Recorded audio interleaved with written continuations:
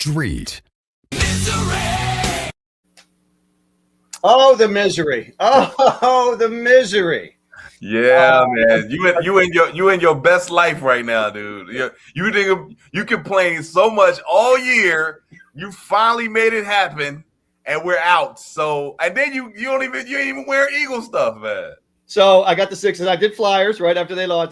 Now I do Sixers, and I lost a bet, so I got to wear 49er green tonight, which is so pathetic. But anyway, ladies and gentlemen, welcome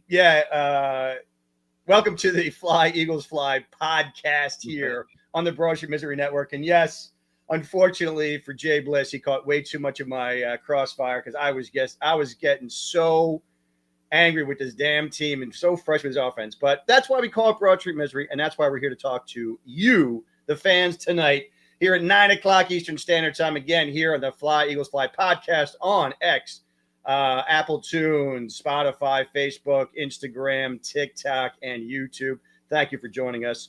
We have a lot to cover tonight, believe it or not, even with this horrific loss on all kinds of levels.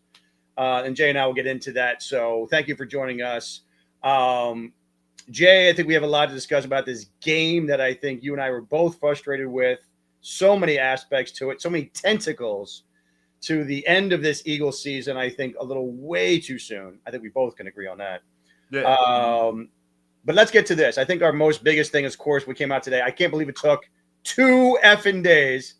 But, ladies and gentlemen, I have never in my life seen Christmas come this early for J-Bliss. Yes. Kevin Patullo, get your ass out of here. Get your ass out of here, dude. I don't care nothing about your feelings. I don't care nothing about your family. I don't care nothing about what about the kids. I do not care. Get your ass out of here. Out of here, dude. Like, you gone. Hey, listen, eliminate the excuses. I don't want to hear nobody trying to blame my quarterback. I don't want to hear nobody trying to blame my offensive line. I don't want to hear nobody trying to blame my defense. I don't want to hear nobody trying to blame the head coach.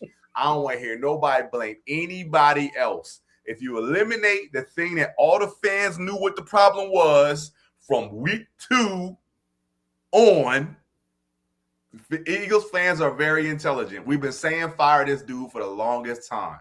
To only score 6 points in the second half of that game was insane. And here's the thing. Let's cut to the chase here, because I agree. And it's a broken record for us, right? All year, right, that we've been talking about this. I think to go to the chase on this, and I think you and I have agreed on this. We talked about this. Number one, I don't think Kevin is stupid. I think he's actually a very smart football guy. Number two, I think he is definitely built for what he was a part of, which is the passing game coordinator. Number three, I think he's got a good football mind. I think he lives and breathes football, and I think he's a great compliment to Nick Sirianni. That being said, even with all those skills, Jay, this is the issue, and I think we both knew this, and we talked about this. It's not his intelligence. It's not his football acumen. It's that he just isn't that guy. Whatever you want to say, he's not built for it. He doesn't have the mind for it, but he is not a guy who can call plays throughout the game. He's just not built to be an OC. He's built to be a passing game coordinator, which he was for 5 years. And then see, but here's the thing. So to me, a run game coordinator, a passing game coordinator, to me, that's a title. That means you don't do shit. Because you're not calling the play. That's what I mean. That's what he's built for. Wait a minute. So if you're not calling the play, what the hell is a passing game coordinator? It's somebody that goes into the offensive line's ear and be like, hey, maybe we should try these couple plays over the next quarter. Like, is that what a coordinator does? Is it the person that says, hey, if such and such goes down on this next play, I'm the coordinator, you're going in to sub for this guy? That's what a coordinator to me is. No, so what I understand this as, because remember a couple of years ago with the Philly, this is how I found out what a passing coordinator does and what Stoutland does. So Stoutland does is the running game coordinator. What they do is they bring specific plays to the OC saying this can work in our system. Whether they go to college, other teams, whether they go to a different playbook, you bring passing game elements and plays to the coordinator who then integrates it into the playbook. And same with Stoutland. So you're never ever calling that play, but you bring plays to the OC and they either go, yeah, that'll work, or no, that doesn't work. Bring me something else. So you're doing a lot of scouting work for them. You're doing a lot of the heavy burden of what plays to bring to the playbook that they can call. The key with that offensive coordinator, which Kellen Moore and Steichen do very well, is how to take that playbook and throughout the game, pick the right plays that are going to play the right chess match with that defense, just like Vic does with the opposing offenses. So that's why I just don't think he has it in order to be that kind of OC to pick those right plays. So, all right, let me go to the common sense strand here, okay? Go ahead. If I was in his position and I have no experience with calling NFL plays, right? Someone said, Jay, we're going to pay you $2 million for this season to be the OC for the Philadelphia Eagles. Right? Oh, you better hire me as your passing coordinator. No, I'm already a passing coordinator, but we're going to hire you. I got no experience of calling plays. We're going to hire you to be the OC this year. Now, I know all the pressure is on me, right? Right. But I just went through a whole season with a whole playbook from somebody that left our team and went to be a head coach. And that whole playbook that he had in front of us got us a Super Bowl. Why aren't you running them plays? Well, again, here's my thing, right? Here's the thing. It's not that he doesn't have the playbook. He's got it. It's not that he doesn't know that there's good plays in there. He's got it. But he doesn't know how to go, Jay, you see that defense right there in the second quarter? See how they're lined up? Send that play in and say, here, Hurts, you can have one of these two plays. Try this out. Because this worked in the first quarter, and I see they're going to probably line up again. They have the same personnel. They're probably going to do this cover two. Try this play. He doesn't do that. He just goes in the rule. He just goes like this and goes, try this play, try that play. He's picking out plays based on the fact that it's just in the book, not because it matches up to something they've done. Remember I told you about this with Kellen Moore in that Super Bowl said, they're lining up because we're doing the 12 personnel. We've got Barkley in the backfield. They're going to rush everybody. They're going to bring 8 in the box. We're going to have one-on-one with Smith. Let's just throw deep and end this game. That's called thinking. That's called using your book, but knowing the right time to use it. He doesn't know how to do that. Yeah, he got to go. So that's why I'm saying I think it's just his inability to know how to call a game. There's a difference between being a coordinator and being a guy who can call a game. It's a whole different world. The definition of insanity is to do the same thing over and over again and expect a different result. Correct. My problem from the beginning of the season is the fact that you went 2 years prior and did the same thing you did when we didn't make the playoff, or we made the playoffs and got bounced to the first round the last time. And that was picking a brand new offensive coordinator. That was the Brian Johnson year. Correct. So you go back after winning the Super Bowl, because we went to the so after you win the Super Bowl, you go to the Super Bowl, you lose in the Super Bowl. That coordinator leaves. You bring in a brand new coordinator, right? Right. You fail. You fire them, bring in a brand new coordinator who has experience, go to the Super Bowl and win, and then you come back after that coordinator gets the job and you bring in a brand new one again. Insanity. Right. No, you're right. Here's the thing. When Steichen left, yes, they said, look, Brian Johnson has a relationship with Hurts. He knows his offense. He can give it a shot. It just didn't work. I get that. I think that was just. But the thing about it was, I will say this, our defense wasn't as good as it is now. So correct. Our defense gave up a lot. However, it was a culmination of the defense not being good and the offense not being good. But I'm just saying. So my point is not has to do with that. And by the way, the defense that year had a ton of injuries. Remember, we had no linebackers. You're right. So that was an issue right there. So what I think Sirianni was doing was saying, look, we've got Brian Johnson in the building. He knows Hurts. He grew up with the guy. They have a good relationship. He knows this offense. Let's give him a shot. Because sometimes you have to do that. Sometimes you just have to go, we have to give this guy a shot, right? Just like we've talked about with rookies, right? Sometimes you just got to be like, we got to see, like Killy Ringo, we got to see if he sinks or swim. And he sunk. This year, I do believe is the same thing. I believe with you, I think we were both talking about it, they should have gone outside the organization and found somebody. But you had a guy right there who knew the offense, did the passing coordinator for 5 years. He's like, listen, Nick, you know me. Give me a shot. I know I can do this. And so he goes, okay, he's my buddy. I've known him since the Colts days. This is a smart cat who knows what he's doing. KP trash. I love it, Netta. I love it, baby.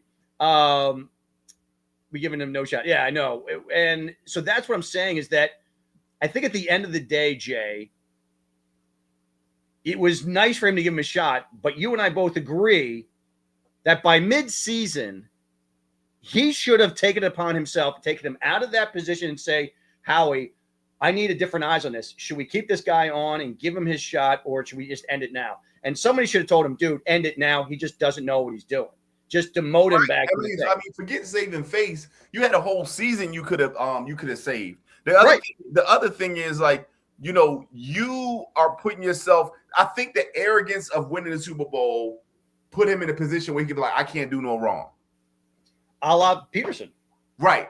I can't do no wrong. I know what I'm doing. I just got us a ring. Trust me on this. And they went with it. And now you failed twice picking your own OC. Right. This is the second time you picked your own OC and you lost. So near Sirianni, you can't pick your OC no more. It's the same thing as if you was a defensive coach. Defensive coaches don't pick offensive coordinators. They typically say, hey, let the GM do it, right? Yeah. But they'll pick a defensive coordinator because they know the defensive side of the ball. Right. Well, you let us know, not only did you take the play calling away from yourself your first year coaching, after your first year coaching, you was like, I'm taking the play calling away from myself because you're trying to keep your job, right? Right. You let us know that you can't take over play calling because you should have. Right. You should have taken over play calling if you was that dude, right? Right. We know you can't take over play calling. We know you can't hire offensive coordinators, right? So you're just a good manager. That's it. That's all he can do. That's all you are. You're a good paper shuffler. You the dude that sit in the office and shuffle papers and look busy, but everybody else is doing the work. You got to do that, George. What's wrong with that? It's nothing wrong with that. You just might be a good leader. You know what I'm saying? You know what he is? He's the perfect guy. You walk down the office and he has vice president under his name. And you're like, what the hell does that guy do? But he's there for 20 years. He there all the time. He'd be like, well, I don't know what he does, man. That dude just be there. You know what I'm saying? He's there 8 in the morning. He's there 6 at night. He's working a full day. Right. But I don't know what he does. Right. So now here's the thing. Whoever they bring in is going to be 10 times better than what Sirianni did. The problem we put ourselves in with keeping Kevin Patullo this year was how he has extra work now because of all the free agents that we have. And I know we'll get into that and how we're going to navigate into next season. That's where we're going to have a problem. All right, so we got a couple things coming up. So just keeping everybody abreast on what we're doing. So we're going to go through the OCs right now who we want to see next year. Then I do have a list of pending free agents. And by the way, I have very little coming back. You got maybe 4. Yeah, and I also have all the openings in the NFL right now because God knows I love a good opening. And that's what she said. And then we're going to get a little bit of the game. I think there's some things we do have to call about in the game because we do have to discuss that. But we'll get to all that good stuff. And, of course, we do have some lovely trivia that we need to get to as well. I will not be doing stats tonight because nobody gives a shit about stats in the playoffs. Nobody. So let's get to it. So, obviously, we all know Kevin Patullo has been fired. He is out of here. Now, here's the crazy part. Let me correct myself. He has technically not been fired. He has been officially taking the title away. That's what their official announcement was, is that he is no longer the OC. But I don't know if you read that correctly, Jay. He's just having the OC taken away from him. Nothing has been said about him officially being fired, if you look at the actual statement. So just so you know, he may be back as passing coordinator, which would be insane. I believe that Kevin will leave just because with the egg thing and the whole other stuff, I just don't see him. I think he's a fresh start somewhere else. Right. So, again, we have under Hurts, his OCs over the past 6 years, Doug Peterson in 2020, Nick Sirianni in 2021 / Shane Steichen, but it was mostly Nick for the start. 2022 was definitely Shane Steichen. 2023, Brian Johnson. 2024, Kellen Moore. 2025, Kevin Patullo. In 2026, there'll be somebody new. And not to mention the fact that he had a different offensive coordinator every year in college, too. So this guy has never had back-to-back coordinators since Steichen.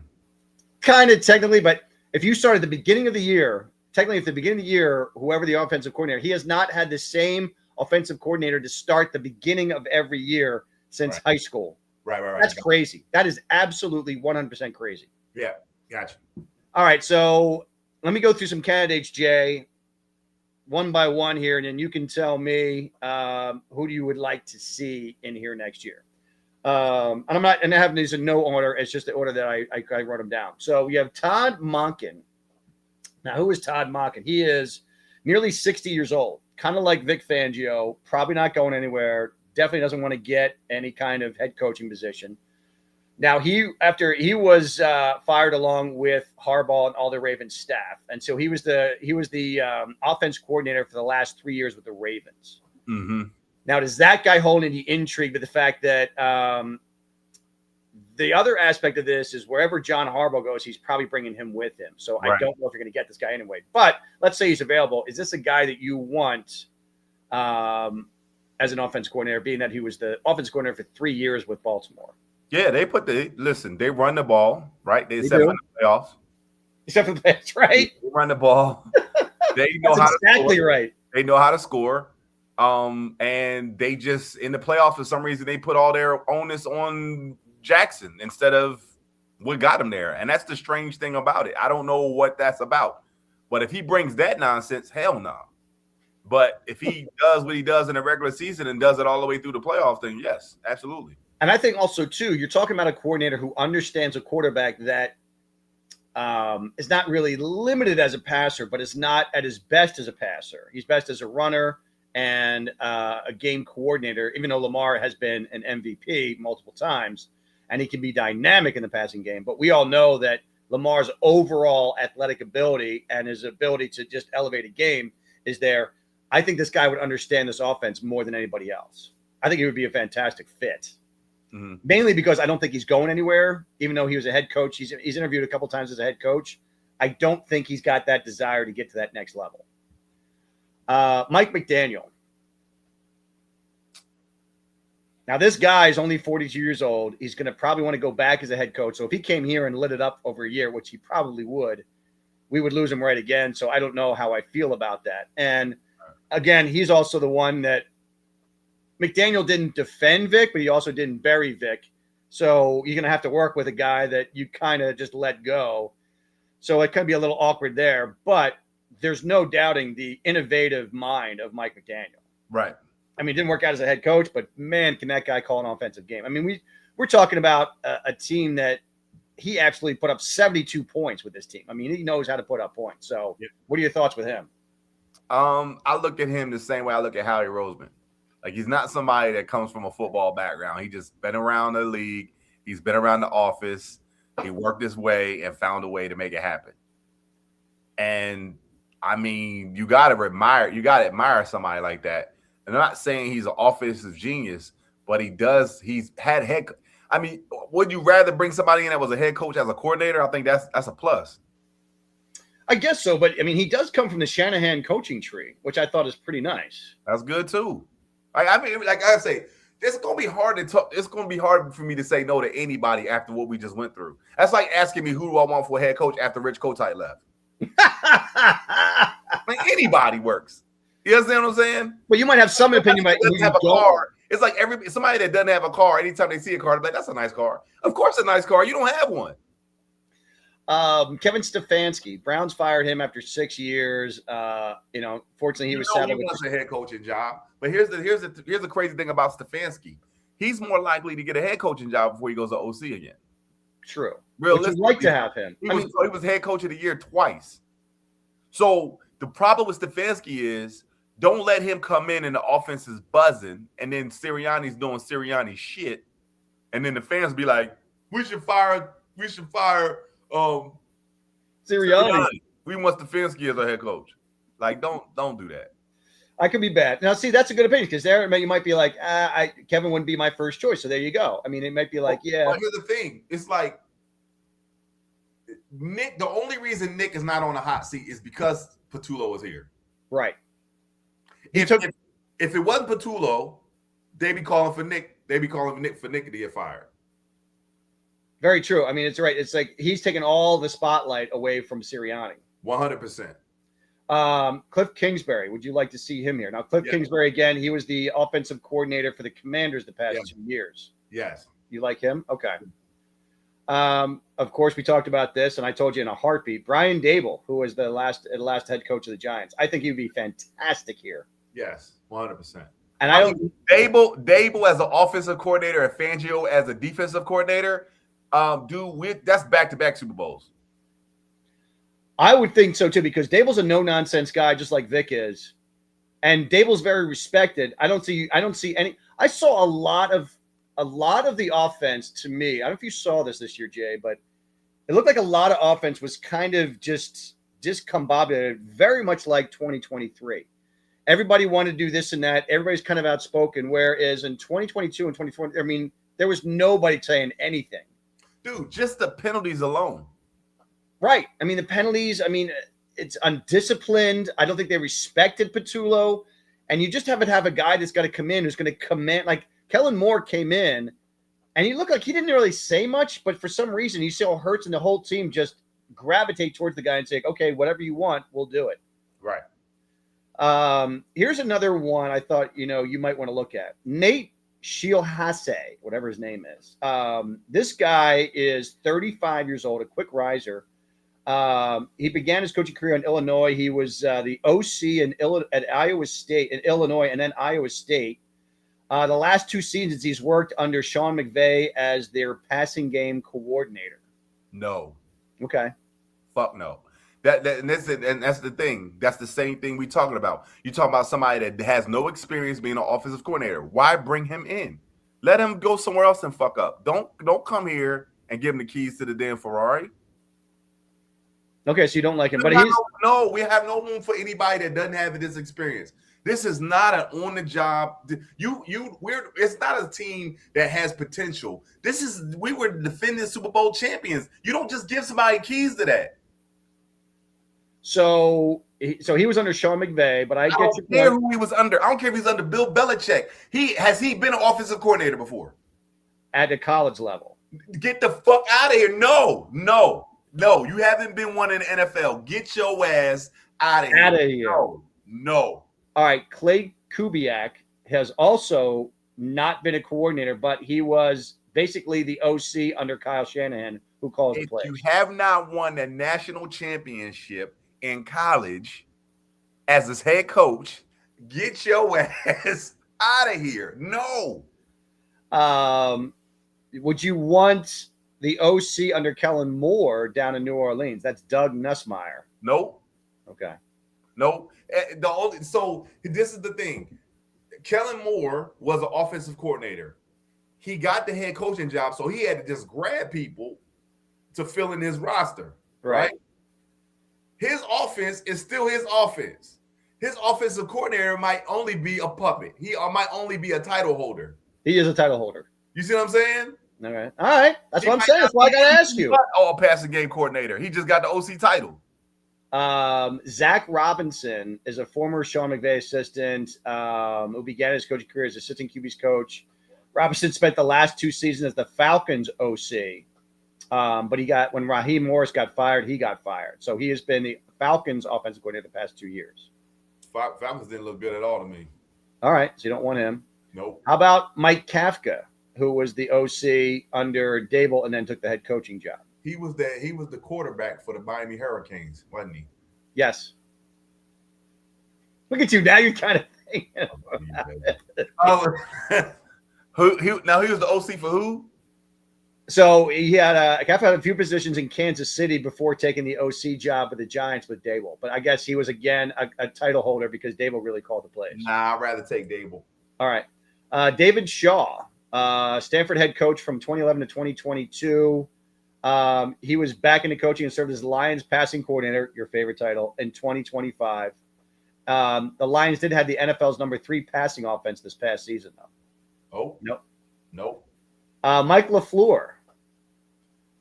He has coached under Shanahan and McVay. Mike will be a head coach before he's an OC again. Yeah, I think so too. He'll with all those vacancies right now, Michael LaFleur could end up as the Pittsburgh head coach. Like, you just don't know. So Frank Reich is the last one. Frank Reich, I would take in a heartbeat. So he's 64 years old. He's definitely not getting back into head coaching. Yeah, he would. Not head coach. Not head coach. Who? LaFleur? I mean, Frank Reich does not want to be a head coach again. You say he doesn't want to be? Does not. Did he say that? You could tell he doesn't. He just doesn't. If the right situation, Frank Reich would leave again. At 64? Yeah. Shit, Pete Carroll was what, 85? Like, what are you talking about? What are we talking about here? Like, now here's the thing. He flamed out in the Colts, but that wasn't his fault. You had that's what I'm saying. If the right opportunity came about, he would take it again. I don't think so. I think he would. I think he would. All right, so you would take Reich. You would take Dable.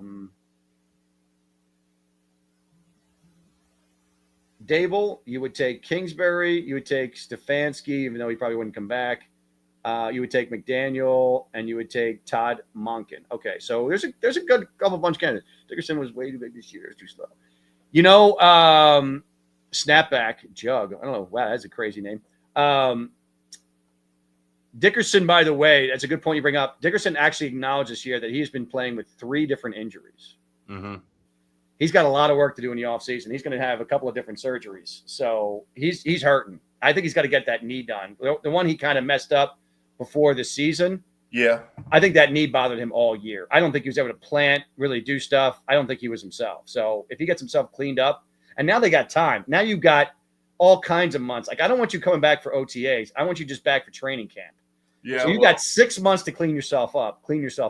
Yeah, the question is like, do we, and I don't want to jump off this yet, but does Lane Johnson stay or does he retire? I think he's coming back because I don't think he wants to end it like that. I don't know. We'll see. If he does come back, he will announce this is his last year. I think so too. I think he does one last year. I think he was talking about. I think BG retires too again. Oh, it was definitely going to retire. Absolutely. Yeah. I think he doesn't regret coming back because he still played and had fun. But it's a shame that he has to end it on that versus a Super Bowl. 100%.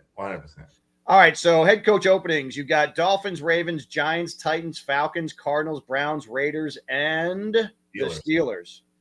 That just came out. Mike Tomlin, after 19 seasons, and John Harbaugh, after 18 seasons, are now no longer with their team. So the longest tenured head coach now is Andy Reid. That is correct, who has been with the Chiefs since 2013. So he's got 16 seasons under his belt. That was a great guess by me. That was so easy. It wasn't. It wasn't. How many Steelers coaches have there been in history? 3. Correct. Chuck Noll from 69 to 91, Bill Cowher from 92 to 06, and Mike Tomlin from 07 to 2025. That's insane. That is insanity. So the buzz is the person that might get a look as the new head coach for the Pittsburgh Steelers. Hit me. Is the Notre Dame head coach. Oh, I did hear about that. I just heard about that today. Yes. But I heard he's not planning to leave, though. Listen, dog. Let me say something to you. Dude. Pittsburgh Steelers go call him. You might be like, you know what? You want to talk about job security, dude? Like literally, like, why would you not think about that job? You understand what I'm saying? Why would you not think about that job? I think you think about it. I don't know how much you do because, again, listen, Notre Dame, while your money is not going to be exactly the same, obviously with NFL and college, but Notre Dame's got some cachet, man. And if you really like what you're doing in college, a lot of college coaches don't leave the NFL. They like being in the college ranks. That's fine. You can like it. But I'm talking about the Pittsburgh Steelers, dog, who don't fire people. I'm talking about practice, man. I'm talking about practice. That's what he's doing at Notre Dame. He practicing. Also, the GM openings are still with the Dolphins and the Falcons. The Chargers have fired their OC. So if Eagles really want the best OC out there, there's a lot of holes to fill because you have all those teams, Dolphins, Ravens, Steelers, coordinators. 1, 2, 3, 4, 5, 6, 7, 8, 9, plus the OC. I mean, you've got 10 or 11, maybe even 12 OC openings, including ours, this offseason. You better get it done and get it done quick for wherever you want. You're going to have to find. But here's the thing. Like for OC to come into Philly, they got to understand you got the talent there. We got the highest paid offense in the league. You know what I mean? The talent is there. Like, it's just up to you to make sure you can implement what you need to do quickly. Yes, exactly. So exactly. Yeah. We'll see how it goes. All right, we're half past the hour, so we're half past a bloated ass. Let's get to this game review. I was watching a lot of the breakdown of this, and it was painful, Jay. It was absolutely painful. But here's a play that I'll throw out to you and see if you remember this sequence. It's the late third quarter. They're driving. They're winning 13-10. You go up here to a touchdown, you make it 20-10. It's a different ballgame. Mm-hmm. So late third, they're driving. 3 plays before they make that field goal to make it 16-10. Mm-hmm. They throw a screen to Barkley Mm-hmm. that was already blown up. So Hurts pulls and McNabb throws it right in the ground. Yep. So right then and there, like, wrong time to throw a screen. They already had it. They already knew it. So why even put that in there? Then on second down, they decide to go under center. They actually literally, instead of play faking it, they hand it off to Barkley, who loses 3 yards. Yep. That's the first play. That's the second play. The third, and now you're 3rd and 13. And they decide, in his infinite wisdom with Kevin Patullo, to call a QB draw that gains 5 yards. Yep. And he basically went down before even if it was near him, Yep. almost to play like I'm just playing for the field goal. They played a zone the whole game. Yes, they played a zone the whole game, meaning everybody's facing the quarterback. Right. So quarterback draws were not going to work. Right. Unless they were in man-to-man. And the only time they were in man-to-man was when we were in 3rd and long, 3rd and forever. You see what I'm saying? And it's like, he doesn't even understand that part of it. Exactly. So the last, so I just want to make sure. So the last thing you would call on 3rd and 13 is a QB draw. Nah, because it's not going to work. He might get 7 at the most. But you'd be better off doing like a halfback out of the backfield angle route or something up the middle. Something to go behind the zone, something to go behind the linebackers and kind of sit in a spot. You understand what I'm saying? Yeah. And here's go ahead. Here's the other aspect. So the game-winning drive, first and foremost, Purdy didn't even get touched the entire drive, which was really bad. Time out before we get into that. Yeah. I don't want to hear any slander on the defense on that last drive from Purdy. I don't want to hear it. I heard somebody before talk about defense only needed to do 1 stop. Fuck that. The defense gave you 3 stops in the 2 in the 3rd quarter, 1 in the 4th. They gave you stops. Then you had a flood punt where we were on the other side of the 50 and gave them the ball. So special teams and defense did exactly what they were supposed to do in that game. I don't want to hear anything about the offense or the defense only needed to do 1 stop. They gave you 4 stops, and you did nothing with it. So I don't want to hear nothing about the Purdy last drive, because Purdy's last drive shouldn't even have mattered. We should have got 14 points from the 2 turnovers that Quinion gave you. At least 10. If. I'm just saying. At least 10 points should have been gotten off of those. So that drive that Purdy had shouldn't even mattered. They shouldn't have had anything in the second half because we should have long offensive drives. 100%. Just like the long offensive drive we had. We drove down the first time after they scored. They got scored quick. We had a long drive, got the 6 points, missed the field goal, Missy Elliott, missed the extra point. Then we had another long drive and got 3. You know what I'm saying? Yeah. So listen, I'm not disagreeing with you. I'm just saying we have to go with the facts are, and they had a last drive, and this is what it was. And we had no pressure on him the entire drive. So that's just a fact that we just have to look at. Well, and that bothered me. That pressure, we got held on 2 of them now. And I agree with that too. But we still got no pressure, and that was tough. So here's the difference between a Shanahan and a Patullo, which is like, King Kong versus my dog. Mhm. You've got a last offensive play. It's 3rd and goal. You have to make a touchdown. And what does he call? He calls a CMC Texas route where he shoots this way and comes back, which even with the best linebacker in the world is not going to cover that.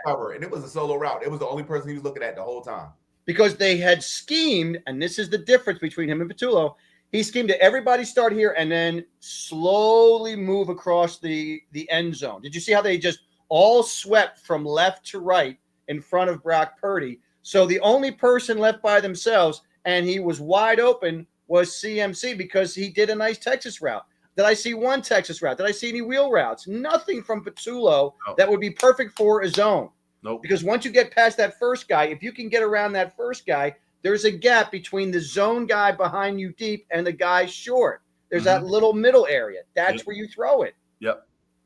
So that's what killed me to watch something like that break that. And I said, as I'm saying you, Patullo's not stupid. He just doesn't know how to call a game. And that's where the difference is that I got to figure out how I'm going to scheme this zone in the second half. I'm going to go with stupid. I mean, you can say what you want to say. I'm going to go with stupid. By the way, did you also notice that the Eagles ran the whole last drive 2-by-2 formation every time down the field? Yep. No same routes, all verticals. No creativity. All in routes. There was no difference. They're all running. He ran the same play for 10 times. No creativity. I mean, Hurts has got to be like, dude, you got to call a different fucking play. The defense must be like, this is a joke, right? Because I see the guy coming. I know exactly who's going to run. It's like, this is a joke, right? At some point, the guy's got to be like, they're not going to run the same play, are they?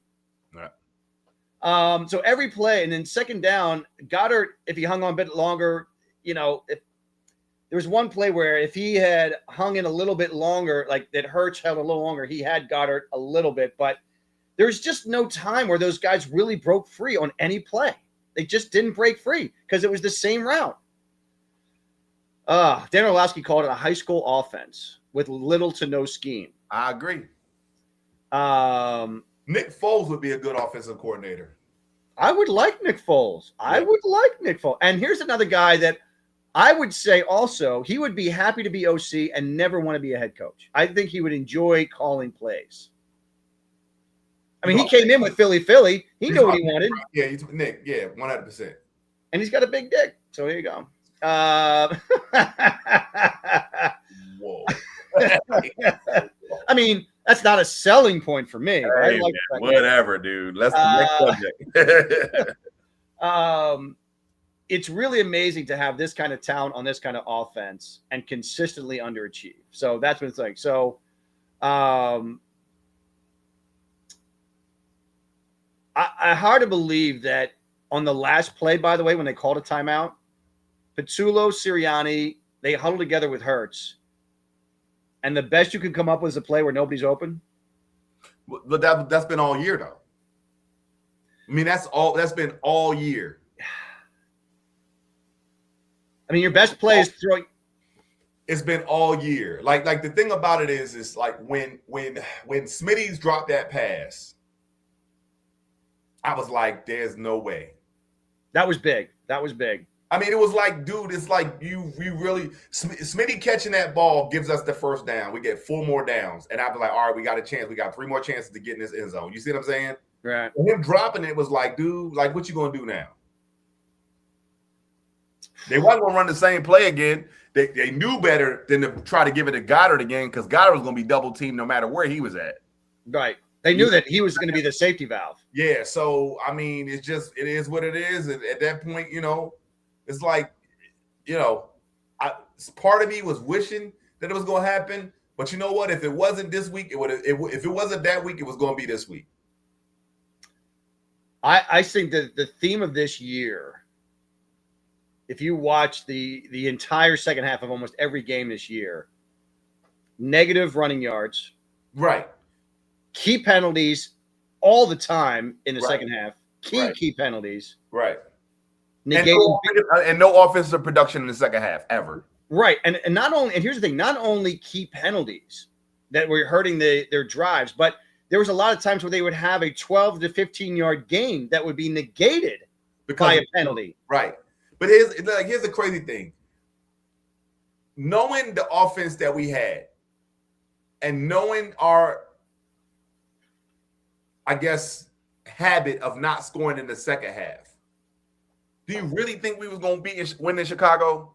Knowing that that's a fourth quarter team, no matter what they play, they're going to score like 20-something points in the fourth quarter? Okay, you ready for this? Yeah.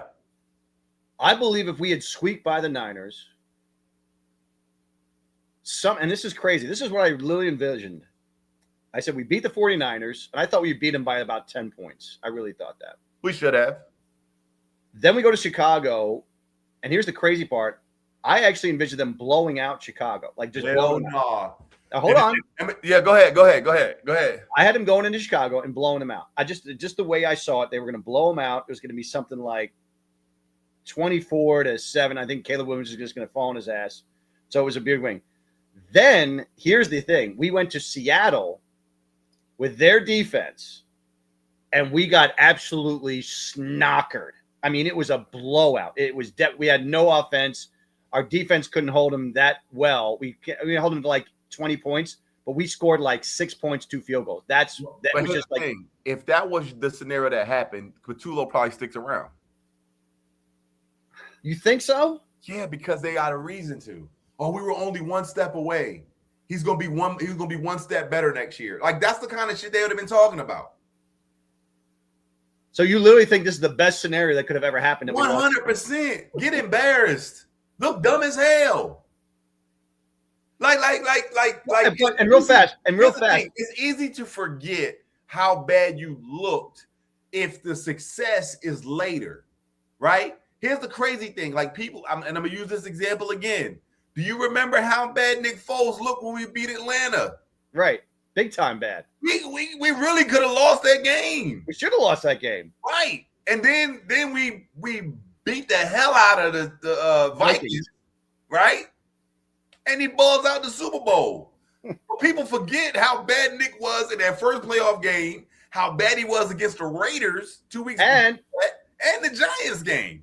No. And the next week after the Raiders, it was the Cowboys. He did one half, and he was terrible. Horrible. And see, people forget that. But here's the crazy thing. There's nothing you can say about 6 points in the second half of a game. Remember the Buffalo game. The last regular game we played against a team, we played Buffalo, right? 0 points. Second half was horrible. 0 points, 0 completions. In the second half.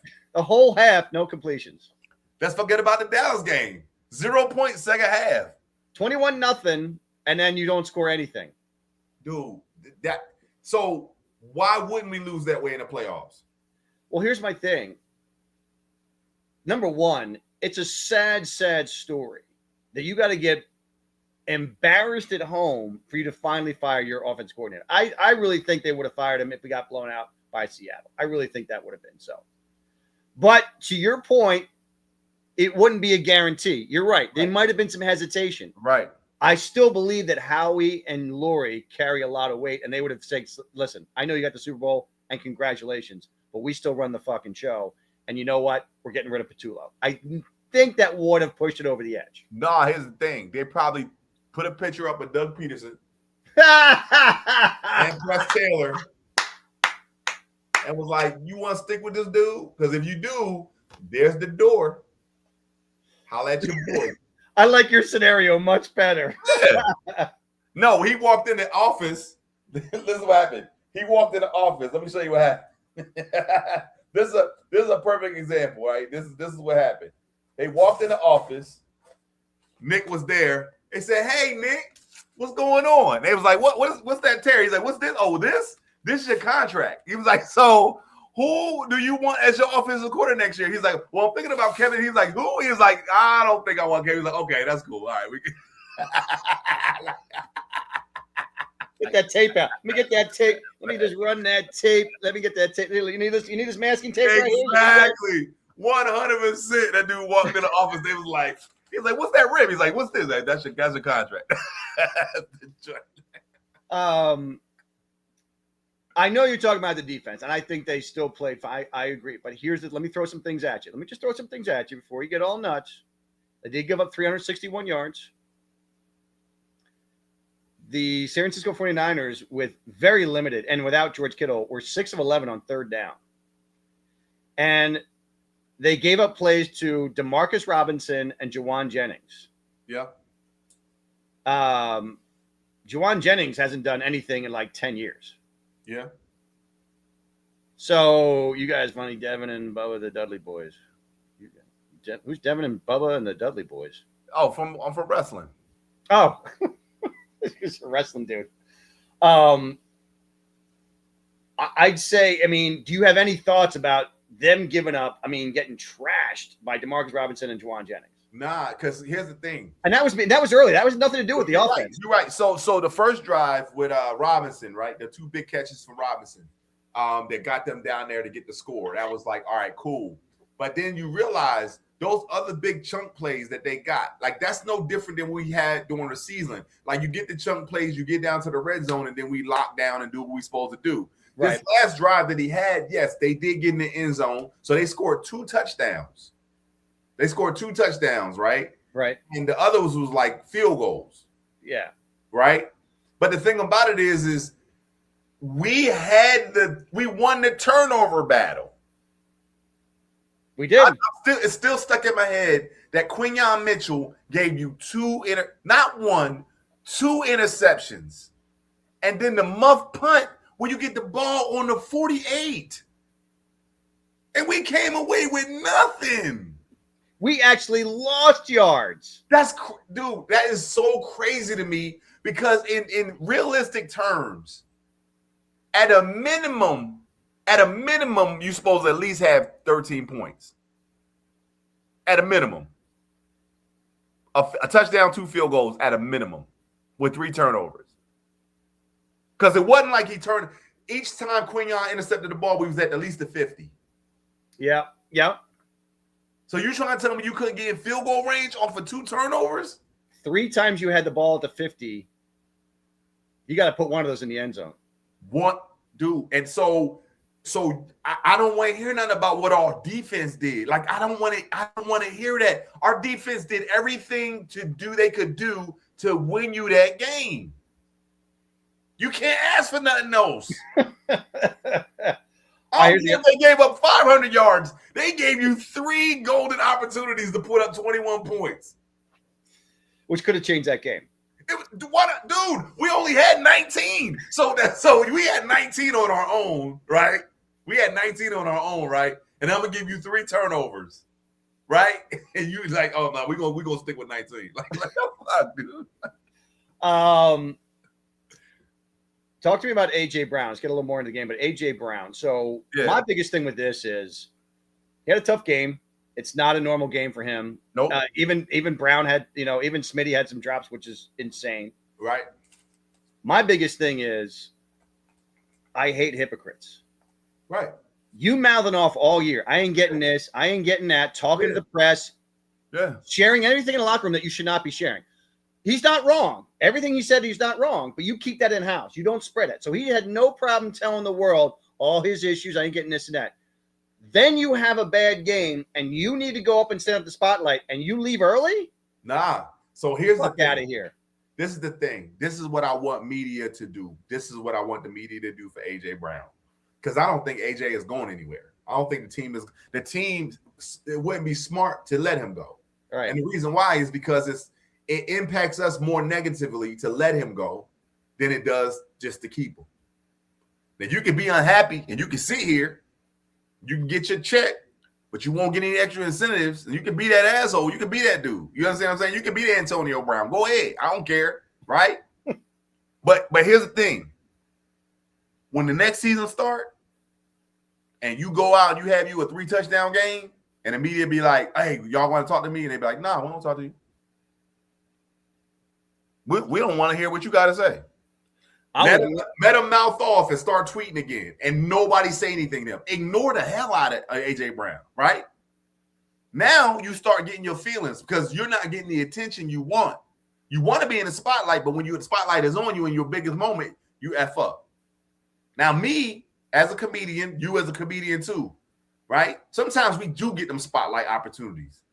Sometimes you do get that phone call you're not expecting. Right. Right? Hey, Chappelle's here. We need this mic open for him. Oh, shit. What? Right? Right. You go out there, you can sink or swim. Right? Right. But you're supposed to be prepared at all times for that spotlight opportunity. You're supposed to have your 5 ready, right? Right. Your hot 5, you're supposed to have that ready at all times, right? Right. You had your opportunity and you messed it up. But you did that to yourself because you've been talking all year. Smitty had the same drop, but he ain't been talking shit, right? Media ain't care nothing about Smitty having that drop. And Smitty sticked around and answered all his questions. But he didn't get ridiculed like AJ would have.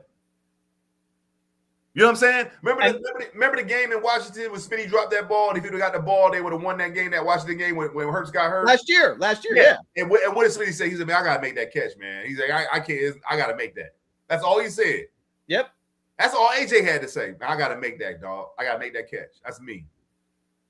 And he couldn't even wait 5 minutes to take his medicine.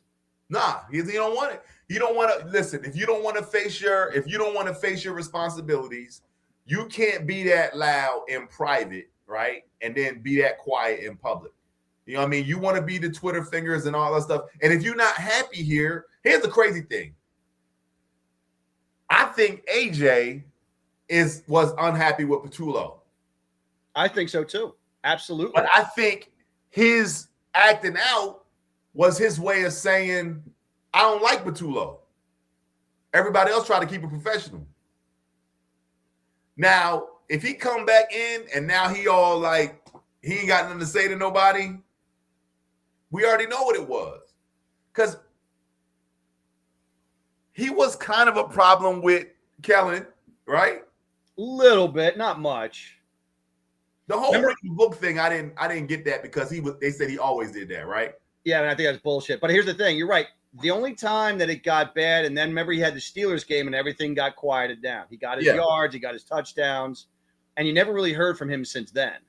But he was kind of chirping a little bit just before that game, and as very well it should, because things weren't going well passing game. The run game was still going well, but the passing game was not working if they started to shut it down.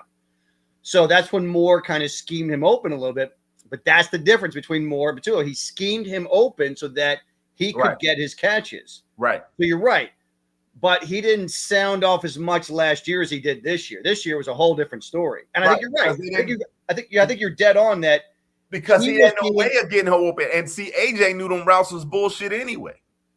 Which is why he wasn't doing them. He was running. He was going through the motions. Right. And I think that's why, too, when his moment came for him to catch balls, he wasn't even ready because he probably was like, they ain't throwing it to me. What's that? He probably was like, they ain't throwing to me. Yeah, and he's not mentally ready because he's like, I'm just going to go through the motions and say, oh, my God, the ball's there. It's like when you play basketball with a point guard that always passes. Right. Like when you get down in the paint, you just got to have your hands ready because you don't know if this dude going to dish it off to you or not. Right. So, like, it's like one of those situations. But, all this stuff can change. Or if you got a James Harden, you're going to sit there like this all game because you ain't getting the ball. You're not going to get it. Right. And the thing about it is, it's like when they hire this new OC, I'm pretty sure that OC is going to reach out to AJ and be like, hey, man, what's the problem? Like, what we need to do? But I tell you right now, until I see differently, AJ, you are a coward, man. You are a coward because if you can't stand up on the good and the bad times, you a coward. You know what he playing right now in his headphones? I'm a coward? Nah, he's playing the Red Man's I'll Be That. Yeah. I'll be that. I'll be that. In 2026. Yeah. Exactly. And I agree with you. I don't think Hurts was terrible, and his numbers would have looked a lot better if AJ caught passes, if Smith caught passes, if Saquon didn't have a couple of drops. Right. He would have looked a lot better. Right. There were some situations where his teammates let him down. Absolutely. Like Jalen didn't turn the ball over. He took care of the ball like he normally does. But some of those guys had to make plays for Jalen. Yeah, I mean, I put it more on his teammates, but could Hurts been better? Of course. Everybody could have been better. It could always be better. But my whole thing is AJ dropped 3. You catch one of those catches. Different ball game. Game. Yeah. You catch one of those catches, it's a different game. Now, how many times you can say AJ dropped the ball 3 times in a game? So here's the other aspect of the defense, real fast, before we move on to the free agents. I know the defense. You said they did their job, but did it bother you at all that they didn't have really a lot of pressure? They had 1 sack Sunday. They didn't get a whole lot of pressure on him all game. Did that bother you at all? I felt like I was expecting to see him in a little bit more duress than he was. Absolutely. But I mean, one of them he escaped. Like, I don't know how the hell he got out of that shit. Well, that shit was amazing. Like, I was like, how the hell he get out of that? And here's the thing: I'm not saying that the defense didn't do their job. I agree that overall in that game they did their job. I felt like he should have been moved off the spot more than he was. Thank you. Exactly. The only thing is that I just didn't see the pressure that they have been bringing the past 3 or 4 games. You're right. But here's the thing: I won't knock them because they don't have a bad offensive line. Like, their offensive line is not bad. True. Now here's the one thing I will say. I think they dedicated more of their effort of stopping the run because CMC did not get off running the ball at all. So I felt like they made a conscious decision to be like, the run is more important than the pass rush. And it's stop CMC first and pass rush is like secondary. And it was like gap control, gap discipline, all of those things to kind of eliminate or monitor CMC. So that could have been it. That could have been it. Take one over the other. It's kind of like how Kansas City did us for the Super Bowl.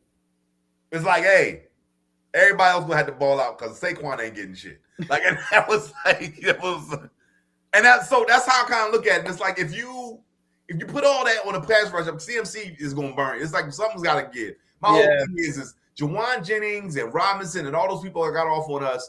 That's fine. That number 23 though, the only way you got your touchdown is off a trick goddamn play. Yep. Yeah, I mean, like, that's crazy because I'm like, how'd you lose that dude?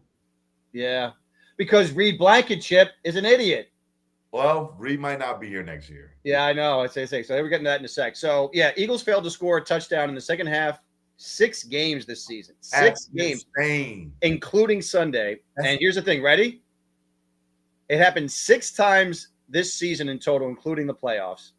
It happened a total of once last year. It happened 4 times in 2023 when we were shitty. There you go. Weird part is it happened 4 times in 2022. The weird part is it happened only once in 2021 when we lost to Tampa Bay. So this is the most it's happened. And I think when you could say in 2022 when we went to the Super Bowl, we didn't need to score in the second half because we were blowing them out in the first half. Blowing them teams out, bro. So the Eagles were one of the worst fourth quarter teams in the NFL during the year, outscored 124-88. They outscored 13-3 in the fourth quarter Sunday. That's very concerning. That's yeah, Quinyon, I'd say, had one of his worst series early on, but he did come back with the 2 picks. That dude made up for that shit immediately. I'm like, dude playing a possum? Like, hey, man, I guess you can pass on me. Psych, give me that shit. Stop playing. But it's weird that they had – You did call it. Hell yeah, I called that shit. It's weird that the blueprint for this game was identical to all season. Yeah. Get up a couple of scores – and then just hope your defense does the rest of the second half. The defense, but they did. And then, like, you just didn't do – it's crazy. That's so crazy to me, dude. A couple of solid early scores. Yes. And then they completely shut down the offense. Check. Frustrating penalties that wipe away big plays. Check. Offense missing Lane Johnson. Check. Jake Elliott missing something. Check. Yeah. Everything that happened all season happened in that game. Yeah, I mean, it just was a blueprint. Blankenship getting schooled on a trick play. I mean, I don't know what the hell that is. Thank you, Nick, for I agree, Star Wars. That is pretty good. Yeah, they just didn't get the job done, and he has some different stuff. So let's look at the needs for next year. Let's start with that, and then we'll get into free agents. So your needs for next year, I have my top 6. Mm-hmm. You can give me your top 6 if you have it first. Top 6 are needs for next year? Yeah, in order of groupings. Offensive line, tackle. That's my number 1. Tight end. That's my number 3. Safety, 6, cornerback, 5. and another pass rusher. Okay. So my order was in order. Number 1, offensive line reinforcements. I think guard, center, tackles, everybody. We need offensive line reinforcements. We got to get – we don't know if Cam and Dickerson are coming back as good as they are. Number 2 was pass rusher. We need some guy heavy in the drawers a little bit. I'm not saying he's got to be like 200 pounds, 300 pounds or anything, but we need a couple of guys. And I think, as I told you, our best bet is to keep Phillips. I know he said it's tough. I get that it's a lot of maneuvering we got to do. But he knows Vic's scheme. He was pretty good most of the year. He didn't have a great playoff game, but I believe that guy, after Smith and Hunt, if those guys go down, you have nobody, and I mean nobody, who can play end. Who's behind those guys? If you have on Phillips and Graham anymore, who's behind that? Nobody. Uche's gone. Ojulari's gone. You have nobody back there. Mm-hmm. So number 3 is tight ends. I think you got to get 2 of them. Honestly. Yeah, you do need 2 of them. Yeah. Mm-hmm.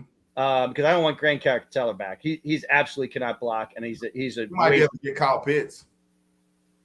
Yeah, but you know what? He was all pro this year. Yeah, he's a free agent though. He's going to ball out contract year. Of course, he's going to ball out, but he needs a new environment. But we need somebody we don't have to pay that much, and he wants to get paid. Hey man, he's young enough. You can pay him. But you're telling me we can't afford anybody with with Jalen Carter. So you can't afford to pay Goddard that type of money.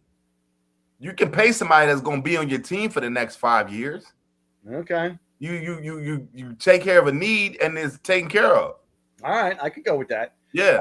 Number 4, actually have wide receivers. I mean, I think you're right. I think AJ's going to be back, but this wide receiver core is too deep, and that's it. There's nobody else. No, well, yeah. I mean, don't we get Wilson back next year? Johnny Wilson, but again, is this guy going to be a solid 3? I don't know. I mean, he just hasn't played. I mean, keep getting hurt. So, but that's what, to your point, sometimes when you put that guy in there and he sink or swim and he sinks, you're in bad shape. Yeah. Number 5 is cornerback. You got to get somebody on the other side. And number 6 for me was safety. Safety. Yeah, safety. Who's coming back? Yeah. Maybe you get Reed Blankenship on a cheap. Maybe you get him on a cheap. I don't know. I don't know. Like, here's the thing. There are going to be free agents out there that want to come play for the Eagles. And I agree. If we don't have to take Blankenship back, I don't. But I would have somebody match up that's really nice with Makuba, who knows how to play in Vic's defense. 100%. So free agents on the offense. Let me just go down. So you have Dallas Goedert, Jahan Dotson, Fred Johnson, Brett Toth, Grant Calcaterra, Kylan Granson, Matt Pryor, Sam Howell, A.J. Dillon, Ben Van Sumeren. Of that whole group, I have one person I'm keeping. Oh, I already know who you want to keep. Go ahead. You want to keep Jalen Phillips. No. That's just the offense. I just said the offense. Oh, for the Goddard, Jahan Dotson, Fred Johnson, Brett Toth, Grant Calcaterra, Kylan Granson, Fred Johnson. There's only one guy. Question. You keep Fred Johnson. Matter of fact, you already made a mistake and let him go once. Do not make that mistake again. Fred Johnson needs to be signed yesterday. Yeah, I think they'll do that in the offseason. You don't let that man out the building. You matter of fact, you have his agent on speed dial. Like, hey man, don't let no other team come holler at you, man. You know what I'm saying? Yeah. Now on defense, we can agree on the offense that only one person's coming back, and that's Fred Johnson. I don't need anybody else back. On defense, here you go. Nakobe Dean, Jalen Phillips, Reed Blankenship, Marcus Epps, Adoree Jackson, Brandon Graham, Joshua Uche, Azeez Ojulari, and Ugbo Akanagalogo. Of all those guys, who do you want back? Who would you like back, and who do you think will come back? I think Epps comes back on the cheap if they allow him to.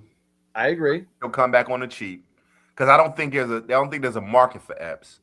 I don't think so either. I think he knows the scheme. He's comfortable. We're comfortable with him.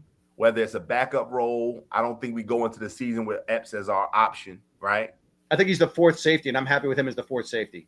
Blankenship, there could be a market for Blankenship. There really could be one, especially for a team that just doesn't have the safety, right?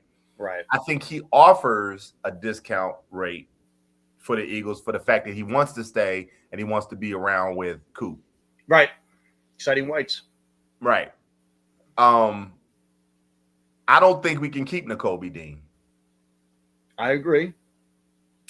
I would like for him to stay, but he's going to get an offer from somebody else that's going to pay him more than what the Eagles are able to offer him. Yep. And it would be dumb for him to stay, especially with his injury history and things like that. Jalen Phillips, I think, is too expensive for us. But we do need a pass rusher. Yeah. And there's no guarantee with the draft. Yeah, Adori's gone. Oh, yeah. We can get a cornerback in free agency, a better one in free agency, or the draft. I think the only person that they really want back is Jalen Phillips. And I think he wants to be here. I think there's mutual interest. It's a question of, like you were saying, can they make it work on the money? It's the money. If Dean, Blankenship, Jackson, all those guys, if none of them, if Epps came back on the cheap, I agree with you there. But if none of those guys, let's say for the sake of argument, if none of those guys came back, they'll pay Jalen Phillips. If they can pay Jay Phillips, they will. But if none of them come back other than Phillips, I don't think I'm going to miss anybody. I mean, I love Nakobe Dean, but you got to put Campbell in there, and you got to start his career. You drafted the man. You might as well go ahead and pay him. I mean, Jalen Campbell's in the same situation Nakobe Dean was in, right? Nakobe Dean came in and he learned on the job. He did his thing, but he's been hurt 3 out of the 4 years. Well, you got to remember the first 2 years he was ass. He was total ass. I wouldn't say I think he was learning though. I wouldn't say he was ass, man. Like Nakobe has always been like the first year. I say he struggled a lot, right? Right. But I think he showed promise when we had who was there with Brian Johnson? Who was the defensive coordinator for that one? Oh, it was the guy from Seattle. Sean something. Yeah. He showed promise with him as the D coordinator. So he wasn't horrible, right? So then then you get Vic that came he looked like a rookie his first year. I will put it that way. Yes, he did like a rookie. But he just got better and better. But the thing about it is he couldn't stay on the field for us to be able to really appreciate what he could do. Yeah, so his rookie year, 2022, he didn't play at all. 2023, I think he struggled again. Obviously, the Super Bowl year, I mean, a whole different world. Yeah. I mean, my saying being ass, meaning I don't think he's a bad player. He just looked like ass for 2 years. Right, but then, like I said, like once he got his feet, under him, and he started understanding what he could do. I think the mental reps helped him a lot too, even when he was out for that time. Like the mental reps, because when he came back, he was on fire, dude. Right, and I think him paired up with Zach Bond made it even easier for himself. Yeah, I think what the other thing is too is I think with a full off season with Jahad Campbell, he's going to get what Nakobe Dean has. I think he just needs an off season first. Right, and I feel like Jahad Campbell is going to be able to do all of those things. Like the thing about it to me is if you keep Nakobe Dean, you can't let Campbell grow. Absolutely, and here's the other thing there. You know what I'm saying? And it was funny because I'm watching the Hard Knocks, and they asked all the dudes. I think it was all the Giants guys together. I think it was the Giants. They were having a dinner, and they asked the rookie, like, "What did you find like interesting about the season or different?" Blah blah blah. And one of the things I thought was kind of interesting, he said, it was just nice to concentrate on football. No school aspects, no this or that. So he's like, it was kind of nice. I think with Jahad Campbell, it's like coming off that rookie stuff and you're finishing school. There's so much going through your mind that it's hard to concentrate. So I think this offseason is going to be a big difference for him. Yeah. I'll tell you one guy who I'm definitely signing. Who's that? Who's my boy I loved all year, gave him props all year because nobody gave him props. Who's my boy? You talking about the punter? Yeah! Oh, man. Oh, is he on the contract? He's a free agent? He is a free agent, my friend. Man, that dude about to get paid crazy. Because he had a fantastic year. I mean, he wasn't Pro Bowl or All Pro. He had to lead the league in punts, man. So my top order of re-signing, if I had to put it this thing, it would be Phillips, Brandon Mann, Fred Johnson. I put even Nakobe Dean in there just because it's a priority, and then the last one is Blankenship. So that's my top 5 of who I would re-sign. Yeah. All right, so we are ending up this thing. Of course, we have to do our trivia. So listen up, folks. Put your answers in the comments because the first person comment right, we will send you out some beautiful, unbelievable, beautiful merchandise that we have at BroadStreetMisery.com. My first one out to you, and you'll know this, man. Quinyon Mitchell and Cooper DeJean are the first Eagle cornerbacks to be voted first team All-Pro since who? By the way, this is the 7th time. Oh, thank you, Lisa. She sent out love. She's like, I think Two Hearts was the guy. This is the 7th time a team has had its 2 top picks from a draft class earn first team All-Pro honors within the first 2 NFL seasons. So remember, this is the 7th time a season has its 2 top picks from a draft class earn first team All-Pro honors within the first 2 NFL seasons. 7th time it happens. The Eagles are one of those former teams that had their first 2 draft picks earn all-team first honors in their first 2 seasons. Who are those players? Good question. By the way, Smith's 595 postseason receiving yards in 9 preseason games is already the Eagles' postseason record and 8th most ever by a player in his first 4 seasons. The only other Eagles with multiple 100-yard postseason receiving games are... Who are they? So the only other Eagles with multiple 100-yard postseason receiving games, who are those 2 guys? You got to name them both. All right. So there you go. So you 3 questions this evening. Quinyon Mitchell, Cooper DeJean, first Eagles cornerback to be voted first team All-Pro since who? This is the 7th time a team has had 2 top draft picks from a draft class earn first team All-Pro honors. The Eagles are a former past thing that had their first 2 picks in All-Pro in the first 2 seasons. Who are they?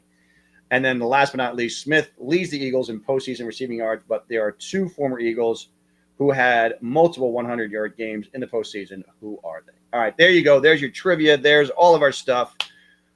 We are bummed that we have to end the season, but Jay and I are going to be back for 2 episodes before the draft. We're going to do our draft preview and then our final draft one. So we're coming back in April for the draft classes. And we'll also do a free agency in March. We're going to do right before free agency, we're going to do a preview of free agency, who we like, and then we're going to comment on what the Eagles did in free agency, whether it was good or bad. So we have 2 of those bracketed for free agency, and they have 2 of those bracketed for the Eagles draft. So tune in March and April for those. Jay, it's been a hell of a year. It's been a frustrating year. It's been an interesting year. And my complaining and my annoyance is going to continue because, quite frankly, that's the only thing that keeps this show going. But we'll be back again in March and able to talk more about the Eagles stuff, and we'll give you our early previews of all that stuff. But so, Jay, what would you like to see this Eagles team do over this next year? What would be the most important thing they can do to get back besides the OC? Obviously, the OC is going to be big. Who would you like to see as far as maybe a signing, a draft, any kind of move to stuff? I mean, even getting rid of AJ, whatever you think. I think getting back to the basics of running the ball, understanding that running the ball effectively is our only path to winning another Super Bowl. We don't have the quarterback to be able to put it in a quarterback's hands and be like, oh, you're gonna throw it 40 times and we're gonna blow the NFL up. That's just not how we've done things. Right. Understand that our formula to winning is always defense, running the ball, not turning the ball over. It's just that simple. It's not anything that difficult. We already got the pieces in place. We ain't got to do a lot like everybody else has to. The Eagles are going to be in it. I mean, regardless of whether they want to admit it or not, they're going to be one of the top teams regardless of what happens. I don't care if we start off 0-3 next year. We still one of them top teams.